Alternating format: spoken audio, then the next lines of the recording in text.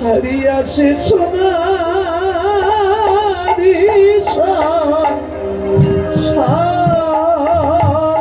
সারে হইয়াছে পথে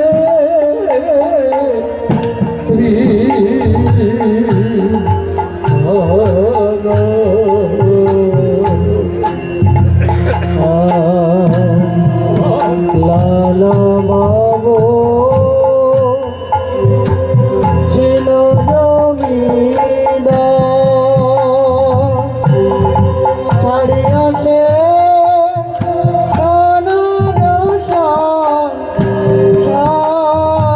সারে হইয়াছে পথে রে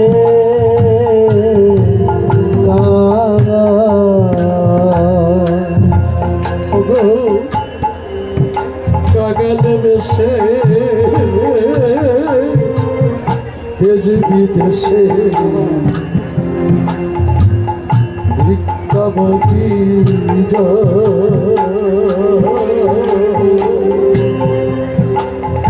কৃষ্ণ কৃষ্ণ বলে মাঝে ভুলাই গৌরী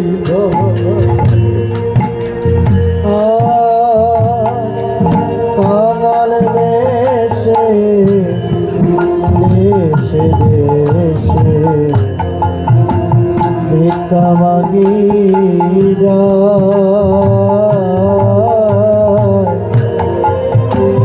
হরে কৃষ্ণ হরি বলে ভোলাতে লোটায় বৃন্দাবনবাসী, হে আমার প্রজাবর্গগণ, তোমরা আশীর্বাদ করো আমি যেন ব্রজে যে আমার ব্রজনাথের দর্শন পাই। যদি আমার ব্রজনাথের দর্শন না পাই, আমার নরজনম অকারণ যাবে। সাদের দেবতা দুর্লভ মানব জনম আমার অকারণ যাবে। লালা বাবু বেশ কিছুদিন লেগেছে ভিক্ষা করে গুরুদেবের কাছে এসে বলছে, গুরুদেব আমার ভিক্ষা হয়ে গেছে, এবার আপনি আমাকে দীক্ষা দিন। লালা সবদারে ভিক্ষা করতে গিয়েছিল তো, কোনো বাড়ি বাকি নাই তো? না মানে মানে কি, একটা বাড়ি বাকি আছে। কোন বাড়ি? বলছে জগৎ ছেটের বাড়ি। কেন বাবা, জগৎ ছেট বিশাল ধনী মানুষ তাই না বাবা? আত্মাভিমান, আত্ম অহংকার, হিংসা, নিন্দা, দম এগুলো থাকতে তোমার তো গৌর গোবিন্দ চরণে প্রেম ভক্তি অর্জন করতে পারবা না। এগুলো দূর করো। না গুরুদেব, শুধু তাই নয়, তবে বলছে ওই শেঠজির বাড়ি ভিক্ষা করতে গেলে আপনার কাছ থেকে আমার দীক্ষা নেওয়ার প্রয়োজন হবে না। কেন? ওই শেঠজি আমাকে হত্যা করবে। ও যদি আমাকে হত্যা করে, আমি আর দীক্ষা নেব কি? কোথায় দীক্ষা নেব? আমি বেঁচে থাকলে তো ও আমাকে মেরে ফেলবে। কেন কেন? সত্য কাহিনীটা শুনুন গুরুদেব। ওই জগৎ শেঠ ছিল আমার বাল্য জীবনের বন্ধু। এমন বন্ধুত্ব ছিলাম, দুই বন্ধু এক জায়গায় না থাকলে ঘুম আসেনি, দুই বন্ধু এক থালায় না খেলে পেট ভরিনি, দুই বন্ধু একসাথে স্কুলে না গেলে লেখাপড়ায় মন বসেনি। মধ্য জীবনে দুই বন্ধুর ভিতরে একটা মিথ্যা মামলা ঢুকে যায়। আর জানেন তো, মামলা ঢুকলে মানুষের মস্তিষ্ক বিকৃতি হয়ে যায়। শেঠজি ক্রোধের বশীভূত হয়ে বলেছিল, যে লালার মাথা কেটে আমার কাছে দিতে পারবে আমি তাকে 1 লক্ষ টাকা পুরস্কার দেব। গুরুদেব সত্য কথা বলতে আর কি, আমিও তখন জমিদার, আমিও তখন অহংকারের বশীভূত হয়ে বলেছিলাম, যে ওই শেঠজির মাথা কেটে আমার কাছে দিতে পারবে আমি তাকে 1 লক্ষ টাকা পুরস্কার দেব। দুই বন্ধুর ভিতরে এই দ্বন্দ্ব রয়ে গেছে। গুরুদেব হঠাৎ করে আমার যে মনের পরিবর্তন হয়েছে, এটা তো শেঠজি জানে না। এই অবস্থায় যদি এখন আমি উদ্ধারে ভিক্ষা করতে যাই, আমার তো দীক্ষা নিতে হবে না, গুরুদেব তোমাকে হত্যা করবে। লালা, মরতে তোমার এত ভয়, বাঁচতে এত শখ? যাও, তুমি সংসারে ফিরে যাও। তোমার মতো ভীরু কাপুরুষের দ্বারাই কোনোদিন ভগবানের ভজন হবে না। ভগবানের ভজন করতে গেলে সাহসী হও, অকপট হও, দুর্বলতা দূর করো, বীরের মতো সত্যের সন্ধানে এগিয়ে চলো, তবেই তুমি ভগবানের চরণ প্রান্তে পৌঁছাতে পারবে। শীত ভিড় জনা ভয়তে পালাই তারা। তুমি ঘরে ফিরে যাও। না গুরুদেব, যে সংসারের মায়া একবার পরিত্যাগ করে চলে এসেছি, সেই সংসারে আমি আর ফিরে যাব না। আমি যাব শেঠজির বাড়ি ভিক্ষা করতে। তার আগে আপনার কাছে আমার একটা নিবেদন। আপনার চরণে আমি এই ভক্তিপূর্ণ প্রণাম করছি। আপনার কমল হস্ত করে আমার মাথায় দিয়ে একবার আশীর্বাদ করুন। আমি যেন শেঠজির কাছ থেকে ভিক্ষা নিয়েছে, যেন আপনার চরণে আবার প্রণাম করতে পারে।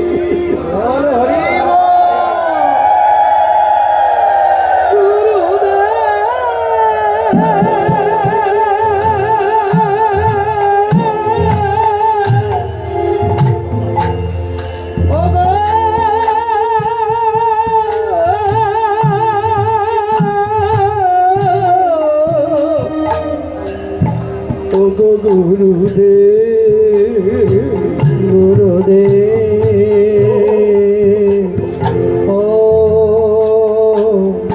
ও গুরুদেব। লালা বাবু, বুকে কৃষ্ণ নাম দুই নয়নের জলে ভাসতে ভাসতে শেঠজির দুয়ারে এসে দাঁড়িয়েছে। দাঁড়িরা দ্বার রক্ষা করছে। শেঠজি এসে, লালা বাবু এসে বলছে, হ্যাঁ রে দাঁড়ি, তোদের বাবু বাড়িতে আছে? কেন তো ভিখারি, আমাদের বাবুর কি দরকার? ভিক্ষা দেওয়ার জন্য বাবু আমাদের রেখেছে, আমরা ভিক্ষা দেব, বেশি করে দেব, বাবু লাগবে না।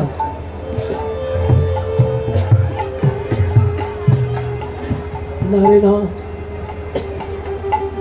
তোদের বাবুর হাতের ভিক্ষা ছাড়া গুরুদেব আমার দীক্ষা দেবে না। তোদের বাবুকে যে বল যে বাবু, তারে একজন ভিখারি এসেছে, সে আপনার হাত থেকে এক মুষ্টি ভিক্ষা চায়। যা, একটু অপেক্ষা করো, ভিখারি আমরা বাবুর কাছে যাচ্ছি। বাবু, ও বাবু, কিরে দাঁড়ি বাবু, তারে একজন ভিখারি এসেছে, সে আপনার হাত থেকে এক মুষ্টি ভিক্ষা চায়। বাবু মানুষ তো, আপনি এমন যদি ওই রকম বাবু হতাম, তাহলে এরকম মেজাজ আমাদেরও হতো। অনুমান না। বাবু বলছে, বেতন দিয়ে তোদের রেখেছি কি জন্য? আমি যেমন একটা ভিখারি ভিক্ষা দিতে, তোরা দিতে পারছিস না। বাবু, সে ভিখারি আপনার হাত থেকে ছাড়া ভিক্ষা নেবে না। কি ভিখারি হয়ে এত বড় স্পর্ধা? আমাকে যেতে হবে ভিখারির ভিক্ষা দিতে? এই তোরা যা, তোরা যে ভিক্ষা দে, যদি ভিক্ষা না নেয় গলা ধাক্কা দিয়ে বাড়ি থেকে বাহির করে দে।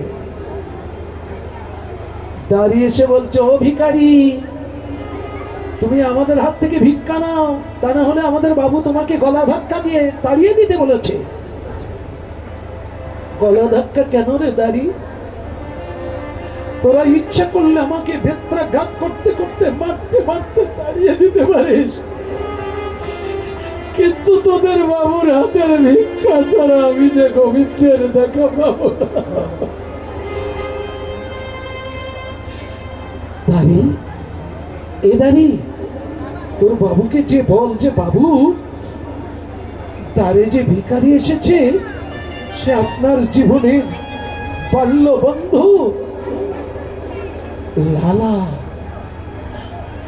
ভিখারি, তুমি সেই জমিদার লালা বাবু? তুমি জমিদার লালা বাবু? আমি জমিদারও নই, বাবুও নই, আমি আজকে সর্বহারা লালা। এই বাবু আমাদের বাবুর মাথা কেটে নিতে চেয়েছিল, খবরটা বাবুকে দিয়ে আসি। বাবু, ও বাবু, বাবু, কি রে দাঁড়ি, এমন উত্তেজিত কেন? বাবু, যে যে লালা বাবু আপনার মাথা কেটে নিতে চেয়েছিল, সেই লালা বাবু ভিখারি হয়ে আপনার দ্বারে ভিক্ষা করতে এসেছিল। ও, বুঝতে পেরেছি। সারাটা জীবন আমার সঙ্গে মিথ্যা মামলা করতে করতে জমিদারি বিষয় বাসনা সমস্ত সবকিছু খোয়াই আজকে ভিক্ষার ঝুলি নিয়ে দাঁড়ে দাঁড়ে ভিক্ষা করছে। সন্দারি, আগে আমার বন্ধু, পরে আমার শত্রু। কোন বন্ধু যদি কোনো বন্ধুর কাছে সাহায্যের হাত বাড়ায়, কিঞ্চিত থাকতে কখনো তাকে বঞ্চিত করতে নয়। বিপদে না পড়লে কখনো মানুষ বন্ধুর কাছে হাত বাড়ায় না। আর সেই বিপদকালে তুমি যদি তোমার বন্ধুর মান রক্ষা করতে না পারো, কিসের বন্ধু তুমি? বিপদে পড়লে বন্ধু চেনা যায়, যতই বন্ধু বলে গোলাগুলি করো না কেন, বিপদকালে যদি তোমার পাশে না দাঁড়ায়, তুমি যদি তার পাশে না দাঁড়াও, এখানে বন্ধুত্ব থাকে না। এ বাস্তব বড় কঠিন। তাই তখন বলছে, যা, এই নিয়ে যা কোষাগারের চাবি, আমার লালাকে দিয়ে বল, যত সম্পদ লাগে ওকে নিয়ে যেতে বল। ওর জন্য আমার অবারিত দ্বার খোলা, আমার কোষাগার উজাড় করে নিয়ে যেতে বল, আমি বাধা দেব। লালা এসেছে আমার বাড়ি ভিক্ষা করতে, আমার জন্য কেমন বিশ্বাস হচ্ছে না। একটু দেখি না। এক পা দুপা করতে করতে গেটের দিকে তাকিয়ে দেখে লালার পরনে একখানা গামছা, গলায় একখানা গামছা, স্কন্ধে ভিক্ষার ঝুলি, দুই নয়নে কৃষ্ণ প্রেমের ধারা, সর্বহারা দেউলিয়ার মতো তোমাদের দাঁড়ায়। শেঠজি দিকে আর সহ্য করতে পারছে না। শেঠজি উচ্চ স্বরে ডেকে বলছে, লালা,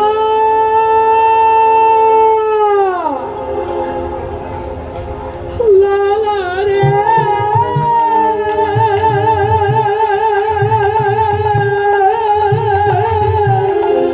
পরম বন্ধু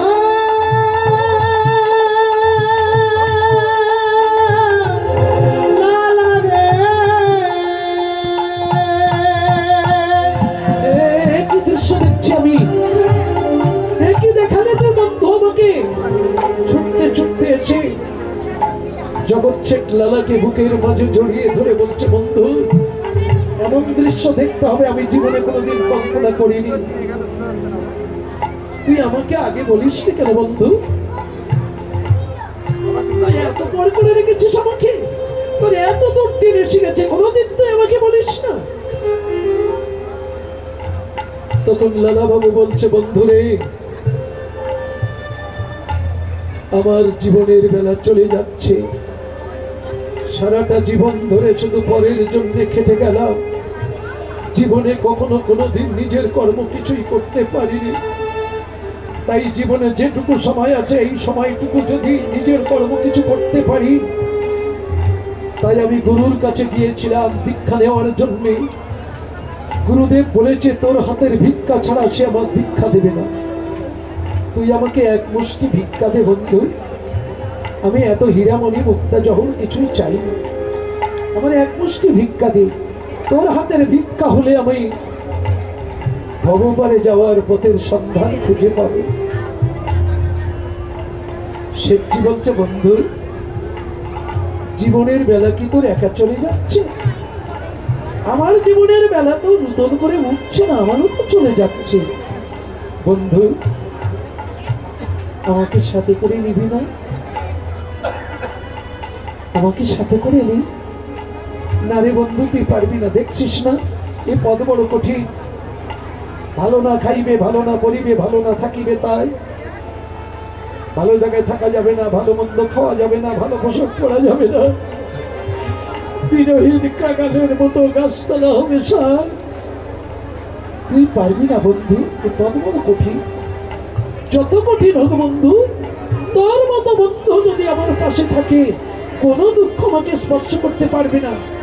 ওরে বন্ধু, মনে আছে ছোটবেলার কথা? এক বিছানায় দুই বন্ধু না ঘুমালে ঘুম আসতো না। দুই বন্ধু একসঙ্গে স্কুলে না গেলে পড়ায় মন বসতো না। দুই বন্ধু এক থালায় না খেলে আমাদের পেট ভরতো না। মধ্য জীবনে কোথা থেকে এক কাল বৈশাখী ঝড় এসে দুই বন্ধুকে দুই দিকে ভাগ করে দিল।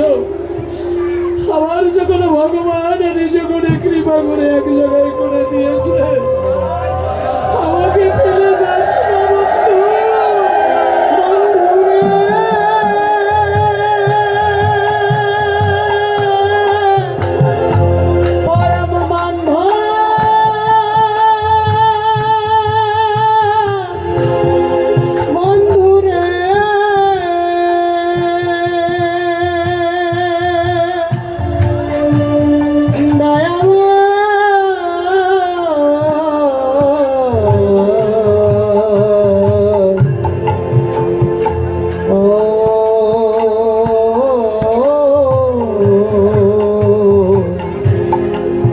বন্ধু।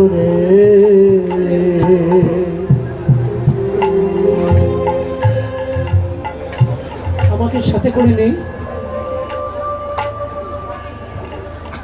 বন্ধু।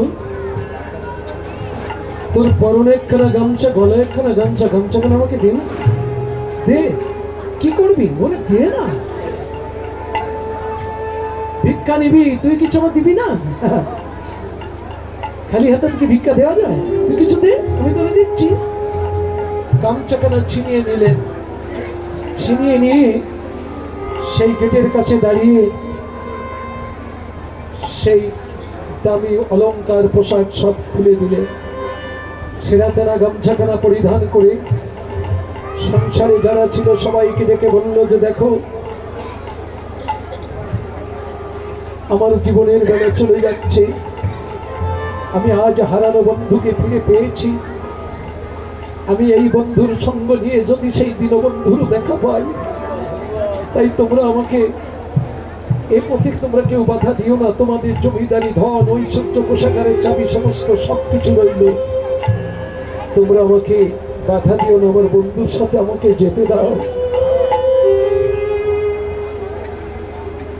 লালা লালা জগচ্ছেদ দুই বন্ধু রামানন্দ গোস্বামীর কাছে এসে লালা ছাড় খেয়ে পড়ে বলছে, গুরুদেব আমি ফিরে এসেছি, গুরুদেব আমি ফিরে এসেছি। প্রণাম করছে চরণে, প্রণাম করে উঠে দাঁড়িয়েছে। জগচ্ছেদ প্রণাম করে বলছে, গুরুদেব নরকের কীট আমি, আমাকেও আমার চরণে স্থান দাও, আমারই দীক্ষা দাও। কে? লালা। ও লালা, একে একে তো চিনতে পারলাম না।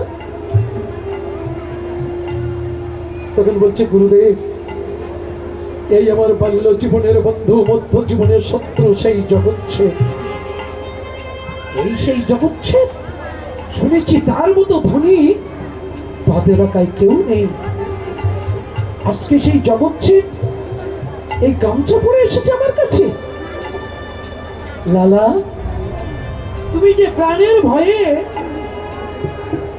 ভিক্ষা করতে যাচ্ছিলে না জগচ্ছেদের বাড়ি, লালা তুমি যদি ভিক্ষা করতে না যেতে শেঠজির বাড়ি, শেঠজি কি ওই বিষয় কামিনীর ভিতর থেকে জীবনে কোনোদিন এই পর্যন্ত আসতে পারতো বলো? কেউ ভয় পেও না, সাহসী হও, অকপট হও, দুর্বলতা দূর করো। দুর্বল হৃদয়ে প্রেম ভক্তির আশ্রয় হয় না। সৎ মানুষ হও, সৎ সাহস বুকে রাখো, পীরের মতো ভজনের পথে এগিয়ে চলো। হয় কালি তুই মরে খাবি, নাই কালি তোরে খাবো, দুটোর একটা করে যাব। এরকম দৃঢ় কারো অনুরাগ না হলে তুমি কোনোদিন সাধ্য বস্তু সাধন করে প্রাপ্তি হতে পারবে না। এরকম অনুরাগ থাকা চায়। যাও তোমরা দুই বন্ধু স্নান করে এসো। লালা জগতে স্নান করে এলো। এবার দুই বন্ধুকে দীক্ষা দিলে। দীক্ষা দিয়ে বলছে এবার তোমরা যে বৃন্দাবনে ভজন কুটির নির্মাণ করে ভজন করো। তাই আমরা কিন্তু বৃন্দাবনে যাই, ৮৩ ক্রোশ বৃন্দাবন পরিক্রমা করি, কিন্তু লালার মন্দির, জগৎছেদের মন্দির সামান্য একটু দূর, পাশাপাশি।